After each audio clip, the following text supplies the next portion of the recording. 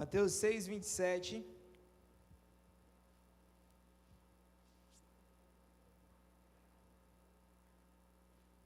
Aqui na frente tá calor. Não sei se é fogo puro aqui. Você não, né, Jô? Você é interessantíssimo. Mateus 6, 27, quem achou, diga amém. Diz assim, quem de vocês, por mais que se preocupe, pode acrescentar uma hora que seja à sua vida? Verso 33, busquem, pois, em primeiro lugar o reino de Deus e a sua justiça, e todas essas coisas serão acrescentadas a vocês. Portanto, não se preocupe com o amanhã, pois o amanhã trará as suas próprias preocupações. Basta cada dia o seu próprio mal. O 27, vamos ler junto? Coloca aí, fazer um favor. Vamos lá, 1, 2, 3. Quem de vocês...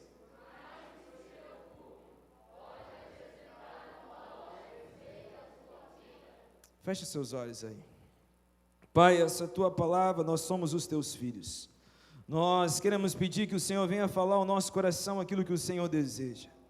Que o Senhor fale conosco, não aquilo que nós queremos ouvir, porque aquilo que nós queremos ouvir é algo que venha massagear o nosso ego, Pai. Mas que o Senhor venha falar aquilo que o Senhor deseja falar. Aquilo que venha nos confrontar, nos transformar, mudar as nossas vidas. Que essa noite seja uma noite de salvação. Que essa noite seja a noite pelo qual nós venhamos ter um encontro genuíno com o Senhor e a partir daqui, Pai, andarmos todos os dias à espera do dia que o Senhor virá nos buscar. Pai, guarda os seus filhos, as suas filhas. Eu não sou nada, eu não tenho nada se a tua presença, se o teu Espírito não estiver comigo. Então nos usa aqui nessa noite, nos abençoe em nome de Jesus. Podemos assentar? Quem está feliz ainda, diga amém. Agora senti firmeza, hein? Olha, talvez o que eu vá pregar aqui nessa noite vai te chatear um pouco. Talvez o que eu vá pregar aqui nessa noite vai deixar você um pouco bravo. Porém, talvez o que eu vá pregar aqui nessa noite pode salvar a sua vida, pode mudar a sua história. E essa é a real intenção. Não vim aqui para deprimir ninguém, para chatear ninguém, mas vim aqui com o intuito que Deus use a minha vida para transformar a sua história, não por minha causa, mas pelo nome de Jesus. Eu me lembro que os maiores sermões da minha vida e as maiores disciplinas que eu tomei em minha vida, que me doeram muito, mas transformaram a minha vida. Parafraseando um pastor, que eu não vou citar o nome, porque tem hora que ele faz umas coisas loucas, e você, talvez, não é bom para você, ele diz assim, toda palavra para uma consciência culpada é uma indireta. Toda palavra para uma consciência culpada é uma indireta. Mas nessa noite aqui não tem nenhum tipo de indireta, tem direta do céu para a sua vida. Você crê assim? Toda palavra que sai do altar, ela é a mesma para todo mundo, toda semente é a mesma, porém o solo que recebe ela é diferente, e é o solo que vai definir se ela vai frutificar ou não. Então, que o solo do seu coração seja uma terra fértil, para que Jesus venha plantar a semente da palavra dele aqui nessa noite, amém? Cutuca o seu irmão aí, já vamos começar cutucando, irmão, fala assim, se prepare que Jesus quer falar com você. O tema que eu vou falar hoje chama-se A Última Viagem. Todos nós acompanhamos os noticiários de sexta-feira para cá. Todo mundo viu, se comoveu, se doeu por uma tragédia. A morte da cantora Marília Mendonça, de 26 anos. Ela deixou um filho de 2 anos. E mais 4 homens estavam com ela dentro desse voo. Um deles tinha uma criança de 4 meses. Uma tragédia. Uma tragédia. Uma tragédia para todo mundo, nem só para os fãs, acredito que ninguém aqui é fã dela, sim, espero, mas uma tragédia para todo mundo. Uma mulher jovem que conquistava o mundo, aos 26 anos morreu. Ela estava no ápice de sua carreira, ela tinha um show que era recordista, que ela levou 100 mil pessoas para vê-la e cantar com ela nesse dia, 100 mil pessoas. A maior live durante a quarentena foi a dela. A maior live assistida no mundo foi a dela. só que quando ela embarcou naquele voo, ela não sabia, mas era de fato a última viagem dela. Alguns anos atrás, também um jovem rapaz, conhecido como GD, Gabriel Diniz, no ápice do sucesso, embarcava um hit, o nome dela é Jennifer. Em seu helicóptero, ele embarcou para aquela que seria a sua última viagem, faleceu. Alguns anos mais atrás, Cristiano Araújo, aos 29 anos, no ápice da sua carreira, em uma rodovia na estrada de Goiás, sofreu um acidente com o seu carro. Mal sabia ele que quando embarcava era a sua última viagem. Um pouquinho mais atrás, uma tragédia na história do esporte. Um time chapecoense iria fazer a final da Copa Sul-Americana, o ápice da história da Chapecoense. Eram mais de 40 pessoas que embarcaram para aquela que de fato seria a sua última viagem. Um pouco mais atrás, João Paulo, a caminho de Brotas, em sua BMW preta, embarcou para aquela que seria a sua última viagem, no ápice da sua carreira. Era João Paulo e Daniel, ficou só Daniel. Décadas atrás, aí não é todo mundo que vai lembrar, no dia 2 de março de 1996, a capa do jornal era O Último Voo. Uma banda formada por jovens talentos que conquistava o Brasil, embarcava para aquela que seria de fato a sua última viagem. A capa do jornal era O Último Voo. Os Mamonas Assassinas se foram. Eu falo isso não para te traumatizar em viajar, nem traumatizar você em pegar voo. Apesar que tem duas coisas que eu não desejo fazer nessa vida, é andar de helicóptero e andar de jatinho particular. Não desejo. Pode ver, de cada 100 avião que cai, 99 é jatinho particular. Pode ver. Perto de casa, no condomínio lá, você pagava acho que R$50, você andava de helicóptero. Eu falo, nem que pagava para mim, eu ando de helicóptero, nem a pau. Mas eu não estou falando isso para te traumatizar, não. Eu falo isso para que você tenha consciência que não há como negar, um dia todos nós, sem exceção, faremos aquela que será a nossa última viagem. Eu não falo em entrar em um veículo, eu não falo em entrar em um avião, mas falo que um dia todos nós embarcaremos, passaremos daqui para uma eternidade. De fato, todos nós passaremos pela tal da última viagem. Não acontece só com os de fora, acontece com os de dentro também. O apóstolo Paulo, da sua cela para aquele toco em que ele ia depositar a sua cabeça para ser decapitado, fazia a sua última viagem. Jesus, quando caminhava para o Calvário com uma cruz nas costas, fazia aquela que seria a sua última viagem antes da morte de cruz. De fato, todos nós um dia vamos fazer a nossa última viagem. A pergunta que eu te faço é: você está pronto? Pergunta para o seu irmão: você está pronto? Há algumas coisas intrigantes que após a morte sempre vêm em cena. Por exemplo, tive conhecimento que Marília Mendonça, dia 4 de maio de 2020, tuitou o seguinte: gente, mas eu sonhei com água, queda d'água, cachoeira, rio, a noite todinha que Deus deu. Em entrevista, ela declarou que era evangélica, iniciou a sua caminhada na igreja Videira, uma igreja enorme no estado de Goiás, uma igreja em célula. Depois ela migrou para a Assembleia, onde iniciou a sua trajetória musical, cantando playbacks de Cassiane e Aline Barros, até que ingressou em sua carreira artística cantando em barzinhos. Se você colocar no YouTube Marília Mendonça cantando louvor, você vai ver vários. Eu vi um vídeo dela cantando Te Agradeço diante do trono para milhares e milhares de pessoas. E ela relatou que quando na pandemia começou que a flexionar novamente, que as igrejas, ela começou a frequentar na igreja. Ela canta uma canção, inclusive eu compartilhei em meu Facebook, que ela canta assim, ó: quanta falta sinto, Pai, do teu abraço, para aliviar todo o meu cansaço. Alto e suficiente eu te virei as costas, mas rodei o mundo, não encontrei resposta. Tô de volta, já deixei os meus medos lá fora, encontrei um banquete na mesa, que saudade da sua grandeza. Ai, ai, ai, tô de volta. Obrigado por tão grande amor, recebendo quem te abandonou, mas eu sou falho, tô de volta novamente para os seus braços. Não há como negar. Todos nós sentimos falta de um Pai celeste, quando os prazeres momentâneos se vão. Não há como negar, todo ser humano, depois do seu prazer momentâneo, ele sente falta de algo que só é preenchido por Deus e pela eternidade que Deus plantou em nós. Deus plantou uma eternidade em você. Você não é ser dessa terra, você é ser do céu. Você está aqui por um tempo. Mas a pergunta que eu faço para você, você quer voltar para lá?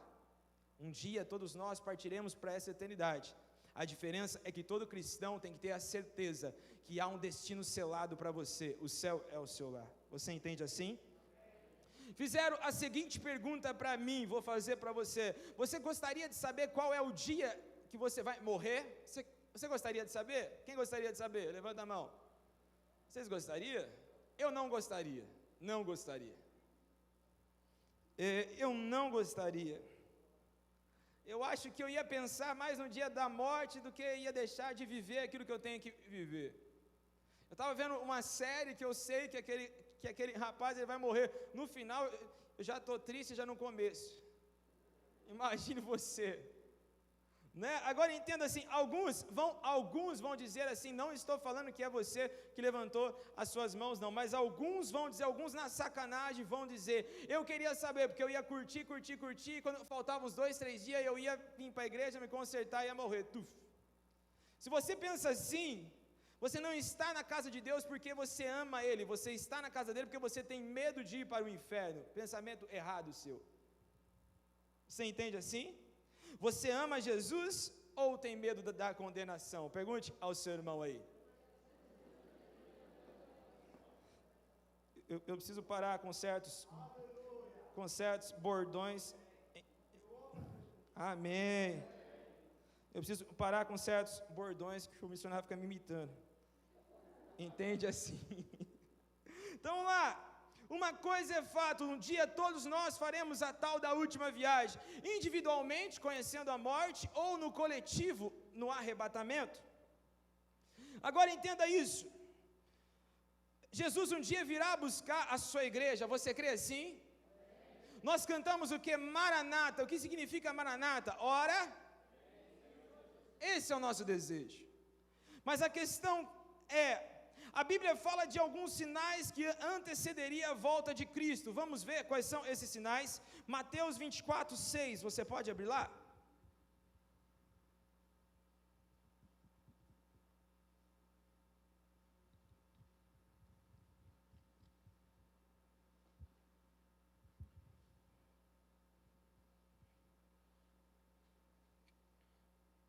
Mateus 24 fala Jesus fala que dos finais dos tempos. Mateus 24, 6 diz assim, não tenha medo quando ouvirem o barulho de batalhas ou notícias de guerra, tudo isso vai acontecer, mas ainda não será o fim. O século 20 teve as duas maiores guerras da história, a Primeira Guerra Mundial de 1914 a 1918 e a Segunda Guerra Mundial de 1935 a 1945. O total de pessoas mortas em ambas as guerras foram o total de 70 milhões de pessoas mortas mediante a guerra. A Bíblia fala que um dos sinais seriam guerra, e nós já passamos por essas guerras. Em duas guerras foram 70 milhões de pessoas mortas. No verso 7 diz assim, uma nação vai guerrear contra a outra e um país atacará o outro. Isso já aconteceu. Isso a gente vê direto. A gente vê Israel sendo bombardeado, a gente viu Estados Unidos versus Iraque, a gente já viu muita coisa. Tem gente aqui que já até viu a Primeira Guerra Mundial, já ou não? Não? A Segunda? Também não? 1945? Não? Não, mas vamos lá sim, a Bíblia fala, o verso 7, em vários outros lugares haverá falta de alimento. Nos últimos dias nós temos presenciado as maiores fomes já registradas na história da humanidade. Cerca de 20 milhões de pessoas já morreram devido à fome. Eu vi uma imagem no Rio de Janeiro que me escandalizou. O caminhão de lixo saiu de um condomínio, e quando saiu do condomínio, o pessoal atacou para retirar coisas do lixo para poder comer. É um dos sinais da vinda de Jesus. A Bíblia fala ainda também nesse verso 7, confira aí, para que você veja que eu não estou inventando, não é coisa de minha cabeça. O final do verso 7 diz: tremores de terra. O sinal de terremoto no último século ainda testemunhou diversos terremotos. A China teve 180 mortos devido a um terremoto. O Japão teve um terremoto que 1,500 milhões de pessoas foram feridas e 200 mil pessoas morreram. Foi a maior catástrofe pós-dilúvio. Esse é um dos sinais da vinda de Jesus, terremotos. Eu não sei, eu não sou tão antigo assim, então eu não vi a do Japão, mas eu lembro não é Cazaquistão, é aquela onda gigante, vocês lembram? Como chamava aquilo? Tsunami. Tsunami também é um sinal de que Jesus um dia está por vir. Agora vamos lá para Lucas 21:11. Tem um sinalzinho aqui que vai te chamar bastante atenção. Lucas 21 fala o mesmo texto de Mateus 24, porém reportado por outro discípulo.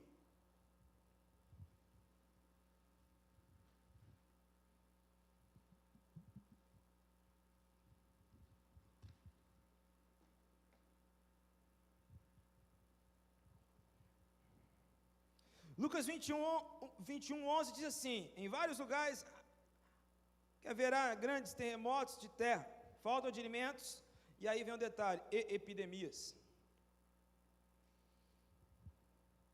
Tivemos em 1918 a gripe espanhola, que matou 21 milhões de pessoas, e em 2019 nós vivenciamos talvez a maior epidemia da história, chamada pandemia Covid-19, que é por causa disso que você está de máscara aí. Todos os sinais anunciam, e quanto mais o tempo se vai, mais se aproxima a volta de Jesus, e nós estamos à espera de Jesus, sim ou não? 250 milhões foram contaminados pelo Covid-19, 5 milhões de pessoas foram mortas. Agora, entenda isso, a Bíblia ela anuncia sinais da vinda de Jesus. A Bíblia, ela anuncia que de fato Jesus vem, e tudo que a Bíblia anuncia de fato está acontecendo. Não vamos parar aí, vamos lá para Marcos 13:12. Eu preciso que você abra para que você confira isso mesmo.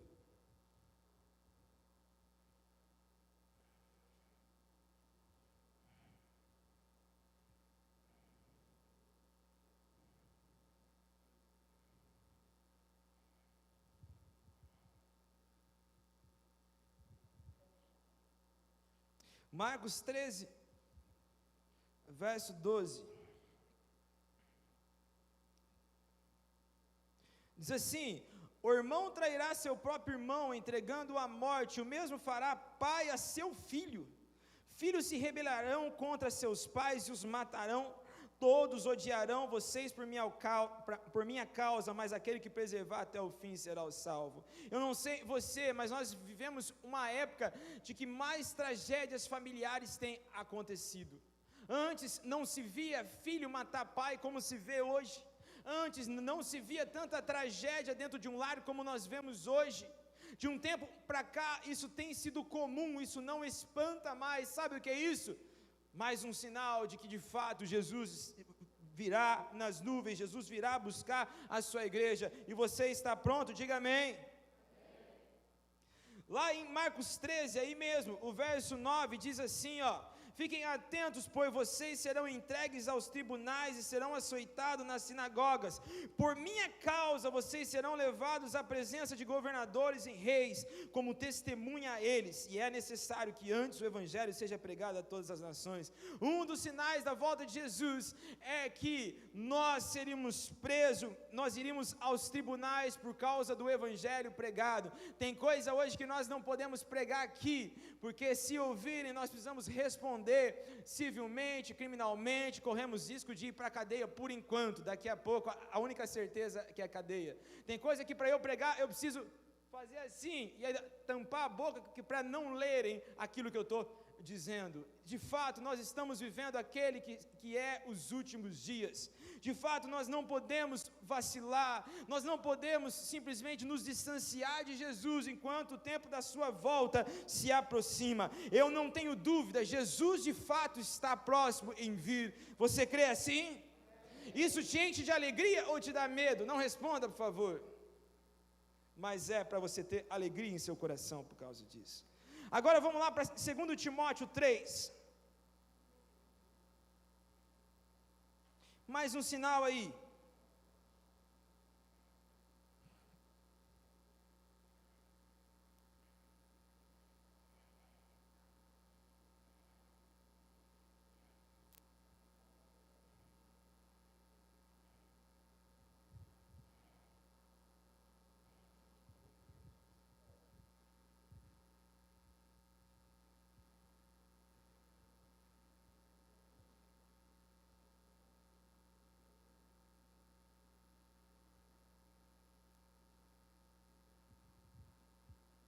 Quem achou, diga amém.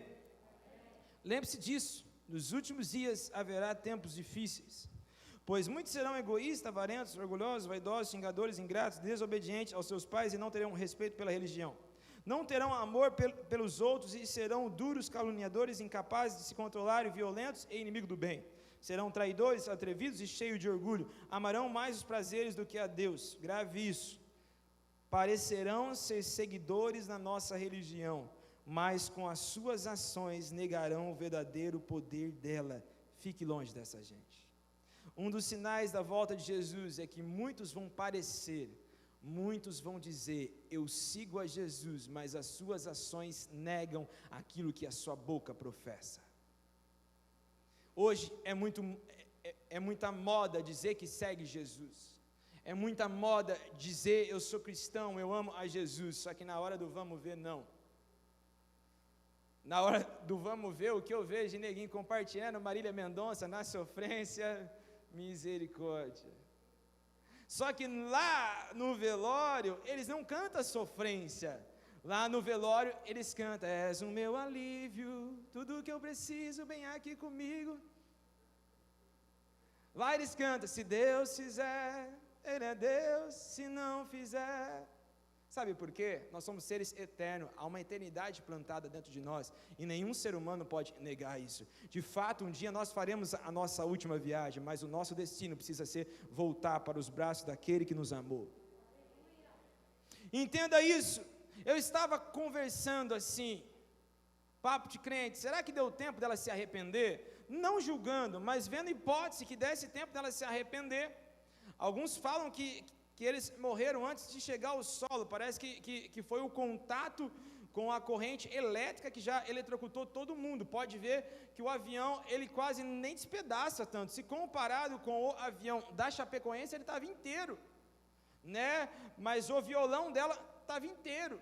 Aí você fica pensando, será que deu tempo, será que não deu? Mas aí, eu entrei aqui na seguinte questão, ela deu entrevista, e ela falava assim, olha, nessa pandemia eu tenho falado com Deus, e Ele fala comigo, eu ouço muito Ele, e nessa vida, cantando música que leva à prostituição, que leva à traição, que leva à masturbação, e etc e tal, aí você fala assim, primeiro, para se arrepender, eu preciso estar ciente que eu tenho falhado, não sei vocês, você já cometeu algum erro que você fala, misericórdia, eu preciso acertar isso, eu não posso morrer assim, já cometeu, não precisa responder, óbvio que sim. Primeira coisa que acontece, você já está mandando um perdão, Jesus, meu Deus.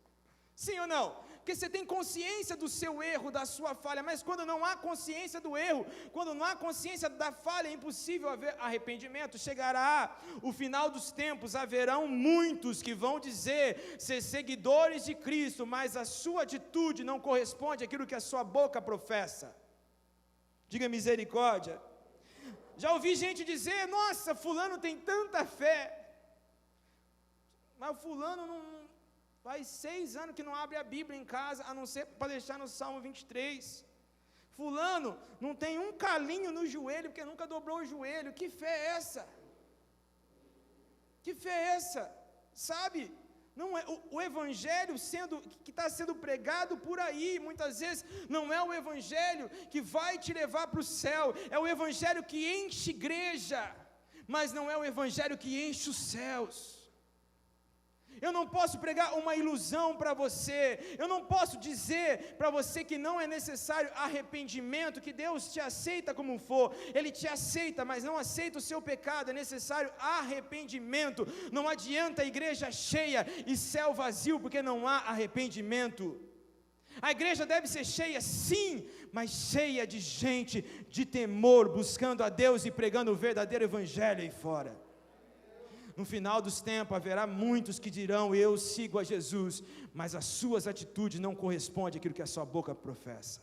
Diga misericórdia. A maior estratégia do inimigo hoje não é te tirar da igreja, não. Porque se ele te tirar da igreja, quando você for assaltado, quando tiver um acidente, primeira coisa que você faz é o quê? Voltar para Jesus, sim ou não? Preciso voltar para Jesus. Agora, quando você está na igreja, achando que tem comunhão com Deus, não é qualquer coisa que te traz de volta para o centro da vontade de Deus. A maior estratégia do inimigo hoje, não é que você saia da igreja, se rebele, vire um ateu, fale, eu não creio mais em Deus. A maior estratégia do inimigo hoje, é que você não ame a Deus sobre todas as coisas. A Bíblia traz diversos mandamentos, Jesus vem e resume em 2, qual que é? Ame a Deus sobre todas as coisas, segundo, ame o seu próximo como a ti mesmo. O inimigo não quer que você deixe de amar a Deus, é bonitinho, Deus é bom, Deus me traz paz, Deus me traz alegria, Deus me dá uma família bonita, Deus me traz esperança. O inimigo só quer que você deixe de amar a Deus sobre todas as coisas. E muitas vezes nós estamos dentro da igreja, dentro da casa do Senhor, nós até amamos Jesus, mas não amamos Ele sobre todas as coisas. E como haverá arrependimento se eu não reconheço que eu tenho falhado? Como haverá arrependimento se eu não reconheço que eu não tenho amado Deus sobre todas as coisas? Cutuque o seu irmão e diga assim para ele, você precisa amar Deus sobre todas as coisas. Mateus 24, 37 diz assim, a vinda do Filho do Homem será como aquilo que aconteceu no tempo de Noé, pois antes do dilúvio o povo comia, bebia, e os homens e as mulheres casavam, até o dia em que Noé entrou na arca. Sabe, naquele tempo de Noé, todo mundo comia, bebia, casava, isso e aquilo, sabe qual era o tempo que eles tiravam para Deus? Nenhum. Sabe qual o nível de relacionamento que eles tinham com Deus? Nenhum. Seguia a vida. O que tem hoje? Qual é a boa de hoje? Vamos. Qual é a boa de amanhã? Vamos. Qual é a boa da semana que vem? Vamos. Mas e o Deus? Mas e meu Deus? E a minha eternidade? Entenda isso. Agora sim, você pode abrir a sua Bíblia em 2 Timóteo 4:2, e nós já estamos caminhando para o final.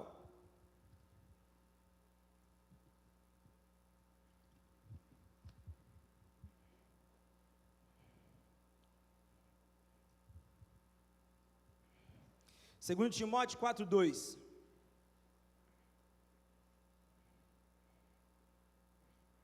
Isso aqui é Paulo dando conselho a seu filho na fé, Timóteo.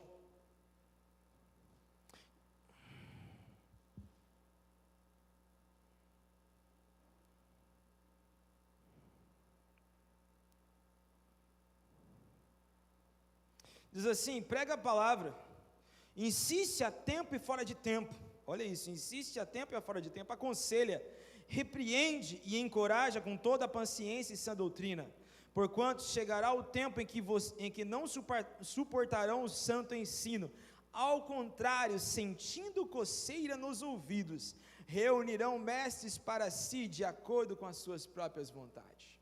Um dos sinais do fim dos tempos é que as pessoas não vão mais aceitar a verdade, procurarão pessoas que pregam aquilo que ela gosta de ouvir.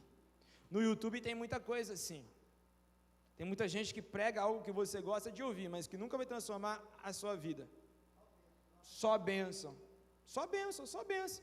Aquilo que Jesus passou na cruz, aquilo que Paulo passou por dificuldade, balela, você é diferente. Você é mais especial do que Paulo. Você é mais especial do que o apóstolo Pedro, que morreu de ponta cabeça crucificado. Você é o cara. Agora entenda isso. Acredito que esse seja um dos maiores problemas da igreja hoje. Isso me deprime. De fato, a palavra que liberta, segundo João 8,32, conhecereis a verdade vos libertará. Ela não pode mais libertar. Sabe por quê? Hoje a palavra ela me ofende. E se ela me ofende, eu procuro outro que pregue aquilo que não me ofenda, que prega a bênção, mas que não me leva para a eternidade. Você quer ofender alguém hoje? Você quer ofender alguém hoje? Pergunta por que ele não veio no jejum, por que ela não veio na vigília, pergunta por que ela faltou do culto. Cara, isso ofende. Isso ofende. E aí a gente fala, o que eu faço? Porque eu entendo que quando eu amo, eu falo, escuta filhão, você está se distanciando, vem, Jesus quer algo com você. Quando eu não amo, eu falo, vai, vamos ver aonde que vai dar.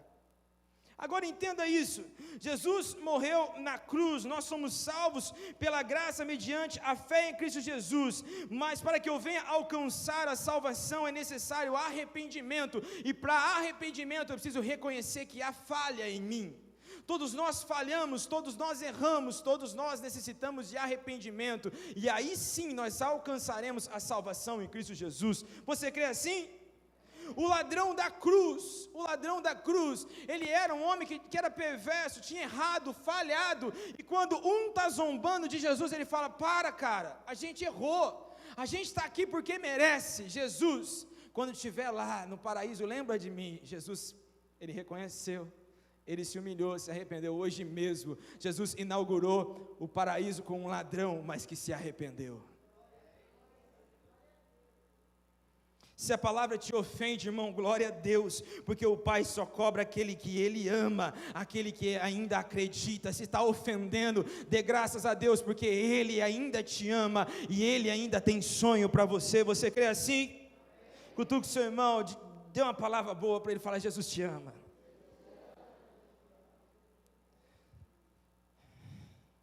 Não caia na cilada de ouvir só aquilo que te agrada e não te confronta.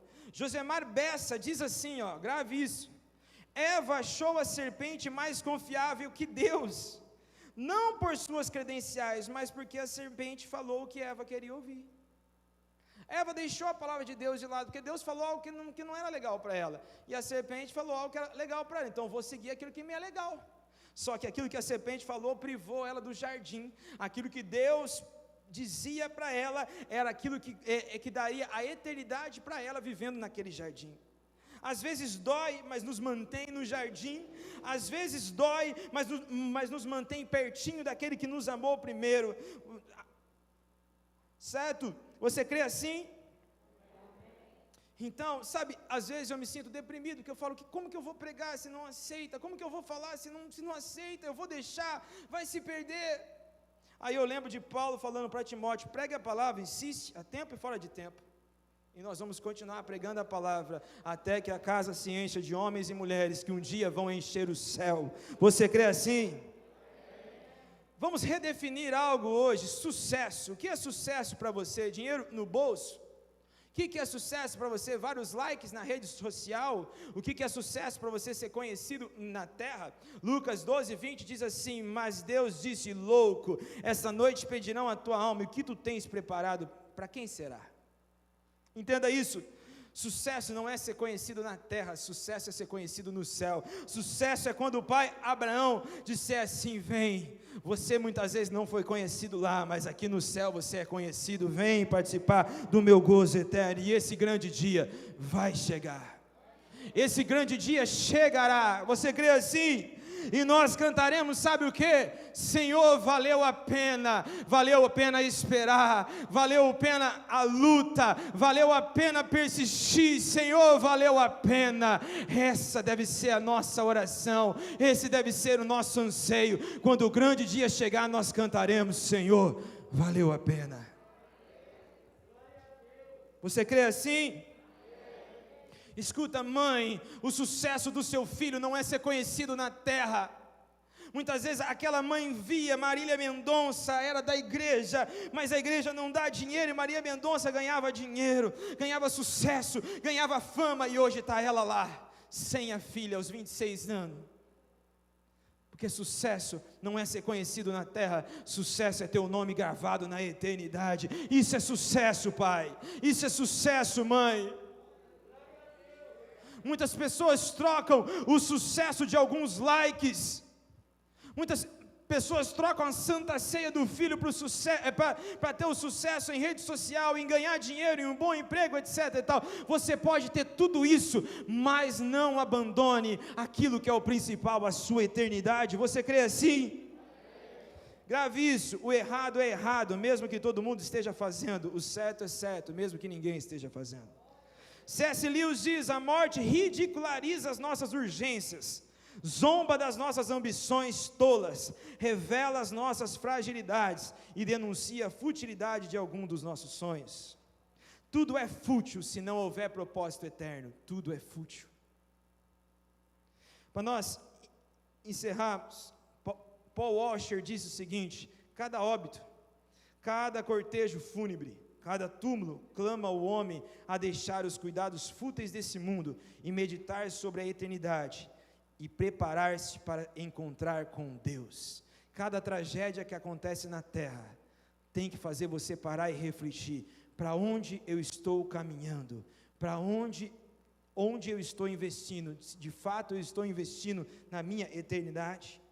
Entenda isso, homens de Deus também fizeram a sua última viagem, mas há uma diferença entre os homens de Deus.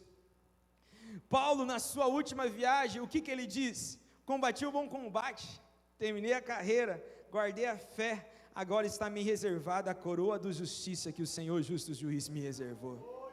A diferença de um cristão é que ele sabe que vai ter a última viagem, mas ele tem certeza do seu destino. A Bíblia fala que Jesus, em Lucas 23, 46, estava embarcando na sua última viagem, antes da morte de cruz. Ele diz assim: então Jesus bradou com voz forte: Pai, em tuas mãos entrego o meu espírito. E havendo dito isso, expirou. Jesus sabia qual era o seu destino. Estevão, tomando pedrada, em Atos 7,59, diz: enquanto apedrejava Estevão, este orava: Senhor, recebe o meu espírito. Então caiu de joelhos e bradou: Senhor, não consideres culpado desse pecado. E tendo isso, adormeceu. Estevão tinha certeza do seu destino: céu, eternidade. A morte, o mais temido de todo mundo, para o cristão é um motivo de festa. Filipenses 1:21, porque para mim viver é Cristo e morrer é lucro, porque eu me encontro com aquele que me amou primeiro. Sabe, cristão, nós devemos amar a Deus sobre todas as coisas. Nós falamos sobre sinais, mas você não deve ficar parado vendo sinais para se preparar para a volta de Jesus quando estiver tão próximo. Billy Graham diz: pare de tentar adivinhar quando Jesus irá voltar, prepare-se. Hoje é o dia de nós estarmos preparados para a volta de Jesus. Se hoje for a nossa última viagem, o nosso destino é certo, o céu. Você crê nisso? Para nós finalizarmos de verdade, Jeremias 4:1, coloca na tela, coloque em pé em nome de Jesus. Cristiano, por favor.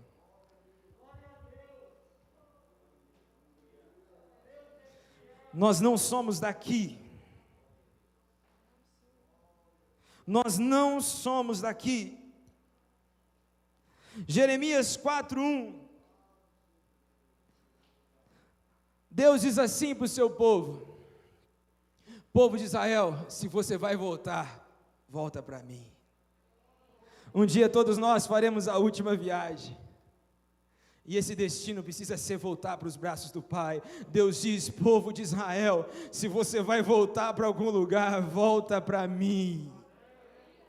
Jesus diz: eis que estou à porta e bato, se alguém ouvir a minha voz e abrir a porta, entrarei e cearei com ele, e ele comigo. Nessa noite, você não veio aqui para ser ofendido, nessa noite você veio você veio até aqui para ter o seu destino traçado, e ter a certeza que se hoje for sua última viagem, o céu é o seu destino.